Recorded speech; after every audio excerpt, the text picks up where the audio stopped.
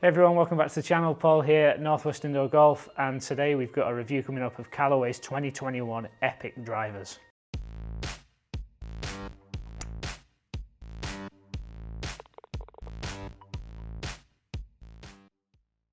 Okay, first things first, so apologies for the delay in this video going out. This was actually supposed to go out on Monday, but when I was doing the filming of this video over the weekend, I got a little bit carried away because these drivers are probably the most difficult drivers I've ever had to test and review. I've compared the Epic Max LS, the Epic Speed, and ended up throwing in the Maverick Sub-Zero in there for good measure as well, because I have hit hundreds and hundreds of balls with all of these drivers, and simply I couldn't tell the difference between the Epic Max LS and the Epic Speed, aside from things that were purely personal preference, for example, looks.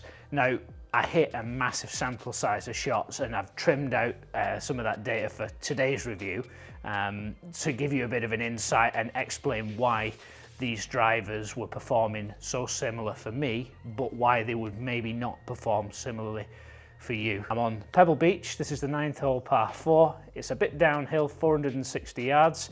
Lovely beach that we can lose some balls on. And let's hit some shots. I'll talk you through what I found from my testing, and then I'll show you the data at the end. I'll just give you an overview of the spec of these drivers as they're being tested. So we've got Epic Max LS, Epic Speed, and Maverick Sub-Zero.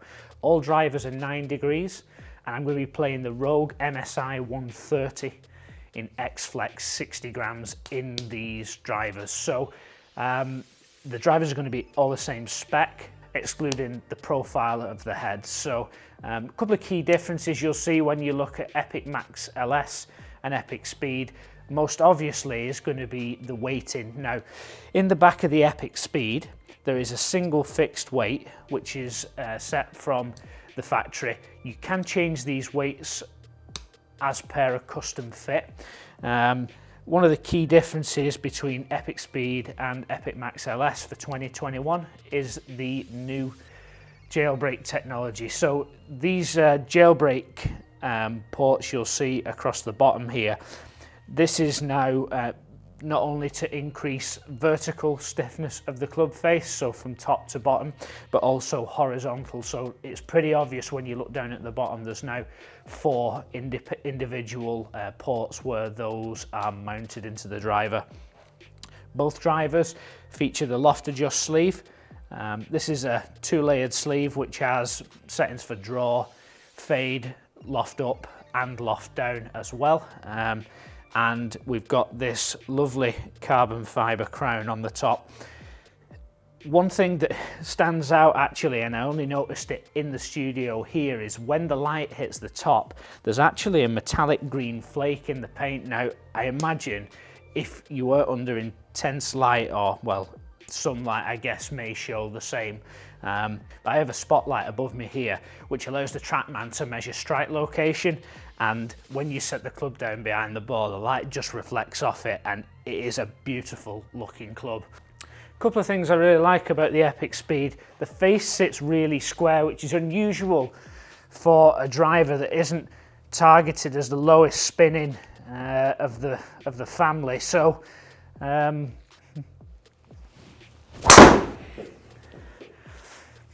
it doesn't feel like it wants to drag to the left at all. Other things that I like: the face is quite visible. Now, even though it's a 9 degree, it does have the appearance of a little more loft. So there's quite a lot of bulge on the club head. Now, if you don't know what bulge is, basically if you assume that the face was completely flat, that would be no bulge. This has a little bit of a curved finish to the face, most prominently seen in the likes of TaylorMade with the twist face. This has the vertical bulge and the horizontal roll, and the bulge is really pronounced. Now, that does help increase backspin on lower struck shots. It also helps reduce backspin on higher struck shots, and that leads me on to why I preferred this probably of all the drivers that I tested.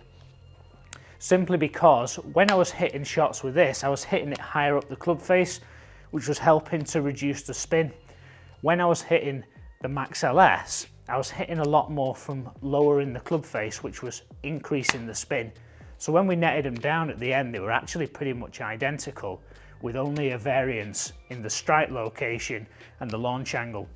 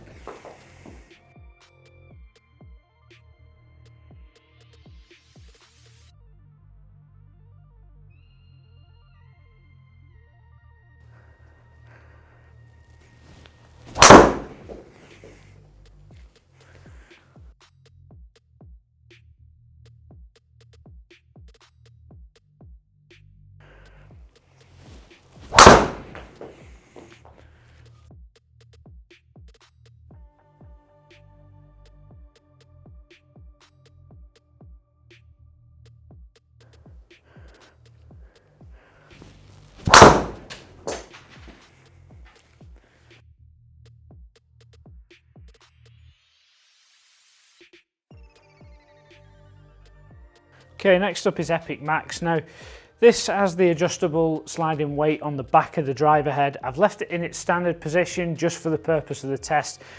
This does allow you to put the weight a little bit more towards the toe or even bring it round to the heel. Now, this is quite beneficial if you're looking at not only encouraging the rotation of the head, but also improving the ball speed that you get from strikes that are either heel or toe side. Now, if you hit a lot of balls out of the heel, sliding that weight behind the heel side of the driver increases the amount of mass that sits there. So when the club makes contact with the ball, it does tend to produce a slightly higher efficiency. And while the ball speed does improve when you move that weight behind the point of contact, I would probably encourage people to use that sliding track weight more for influencing the rotation of the club head. One thing that both the Max LS and the Speed do this year is increase the consistency of miss hits, and it's kind of the same story as we're seeing across the board with Srixon, with Ping, with Cobra, this increase in stability, because I don't think it's any surprise to people now that actually the drivers are probably not going to get all that much faster in terms of ball speed. We've pretty much maxed out the limit of these drivers, and that's where dialing in the shape of the head, dialing in the shaft flex, the length, the balance point of the driver that you're using is so important. So this driver does visually sit a little bit more closed than the Speed by my own eye, and whilst it doesn't actually encourage the ball any more left, it doesn't quite look as confidence inspiring to me. So much so, in fact, that I've started to try and hit up a little bit more, or what feels like hit up a little bit more, causing me to strike more from the lower half of the club head, thus increasing the backspin. So let's give this one a hit. The feel when you strike these drivers in the center, there's absolutely no difference.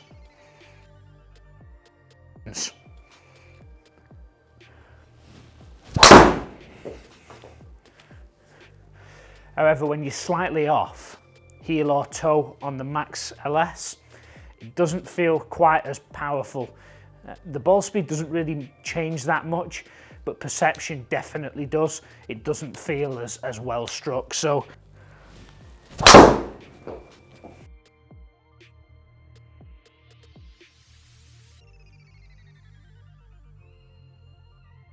as I said before, this driver is missing a little bit of the bulge that you see on the Speed, so the face is definitely less visible, and it does affect the launch angle as well. So even on shots that do come a little bit higher off the club face, the launch angle tends to be a little bit lower. So if you're going to play the Max LS, you're really going to have to make sure that when you're hitting the driver in the top of the club face, the ball's not just going to fall out of the air. So if you're a slower speed player, that might be something to just be mindful of.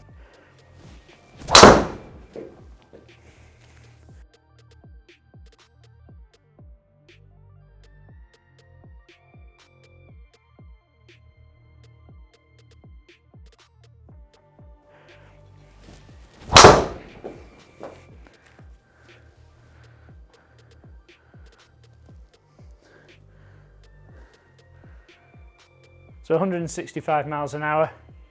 I'm still expecting to see pretty good spin rates on that. It was slightly lower center on the strike and we're at 24.32.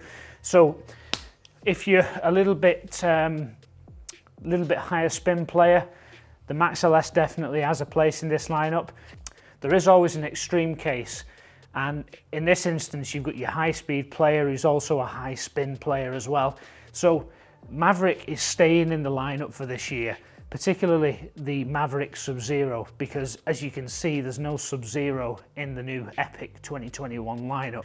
So the Maverick is actually going to stay in there and is going to be the ultimate low spin driver. So I have recorded some shots with the Maverick. I'm not going to bother hitting any on here because I'm sure you've seen umpteen reviews of the Maverick driver from last year. So let's go and have a little look at some of the data we've recorded and see if we can make sense of it. So as with all the tests, trying to simplify this as much as possible, we've got club head speed very similar across all of the shots measured. We've got similar attack angle, similar direction of swing and club pass, similar face angle. So we're at margin of error as always. The ball speed does differ slightly, however, as does the likes of launch angle and spin rate slightly. So the ball speed was fastest actually with the Maverick Sub-Zero, which is interesting because that is by all accounts an old driver, even though it's staying current in the new lineup. Now the Epic Speed ironically was the slowest, considering it's designed to produce the fastest ball speeds, but it did also come with a slightly higher launch angle than all the others.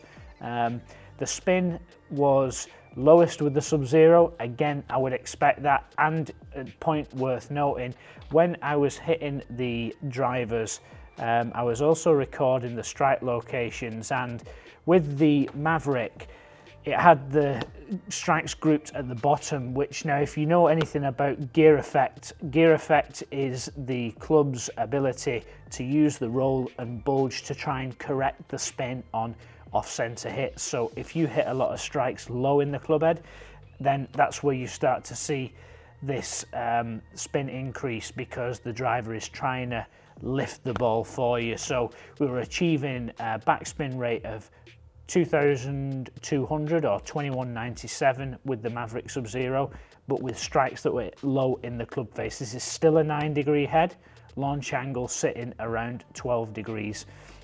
If we move over to the Epic Speed, now the strikes got slightly better. We did see a few higher in the club face, which I think has actually helped manage the spin a little bit. So there was still one or two down at the bottom of the club head, but 2250 on the backspin. Launch angle was slightly higher at 13.3 degrees, and I would expect the more you strike the ball higher in the club face, you would start to see a real aggressive shift to a higher launch angle, and probably not too much difference in terms of spin rate, because then that gear effect will start to reduce the backspin through flight. And last but not least, the Max LS. Now there was a mix of strikes, some high, some low. I performed this test with 4 cycles through each driver and cleaned up the data to suit. So as I got more familiar with what I was seeing, I was trying to strike the ball a little bit higher in the club face. What was then happening, however, is the direction of my swing and the attack angle were changing slightly. So in the interest of fairness, I tried to keep the input and the swings as similar as possible, so we can just look at the raw performance of these drivers. So the launch angle is a little higher, expected with the strikes being a little bit higher up the club face, but in the earlier round of testing I hit some real good strikes, real good shots which were just lower in the club head. Not necessarily awful strikes, but just lower in the club face. So in that instance, that's where we start to see this driver increases in spin slightly. It's 2267. I think if we'd have got the strike dialed in higher in the club face, that would have been lower. And probably if I was putting these drivers in order, I would say that Maverick would be the lowest launch, lowest spin. Max LS would be a little higher launch, a little higher spin. epic speed would be highest launch. Maybe not excessive spin. I still think the spin on the speed is going to be relatively well managed, certainly at most clubhead speed. And with that brings us to the end of the video. Thanks very much for watching. If you like the video and want to see more content just like this, please take a second to go down and subscribe. I actually saw in the analytics that over 97% of people who watch the videos are not subscribed to the channel. So I would really appreciate if you do that. Also, spoiler that we have got our new 4D motion tracking system for use in coaching. I've got loads of videos coming up with that. You might have seen that already on social media, but if not, definitely stay tuned. That is super interesting stuff and can't wait to share it with you. Until the next time, take care. See you soon.